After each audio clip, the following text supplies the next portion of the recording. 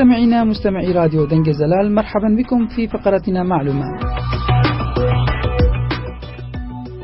معكم أحمد ليقدم لكم في هذه الحلقة استكشاف علمي.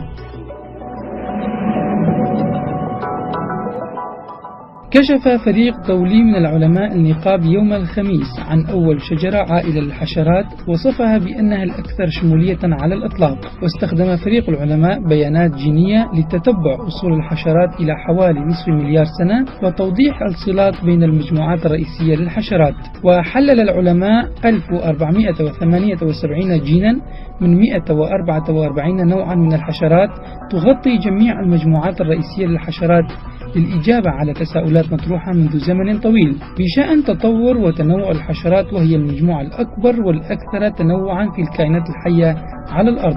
وقدر العلماء استنادا إلى البيانات الجينية أن الحشرات ظهرت على الأرض قبل 4080 مليون سنة، في نفس الوقت تقريبا الذي ظهرت فيه أول نباتات أرضية، وهذا التاريخ أقدم ب70 مليون سنة من تاريخ أقدم حفرية حشرية معروفة.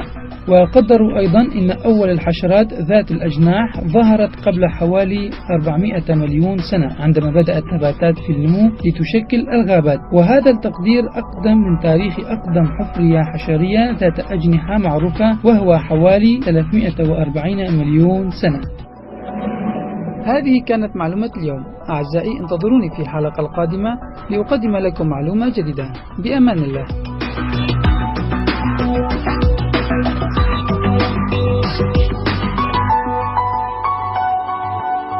راديو دنجة زلال.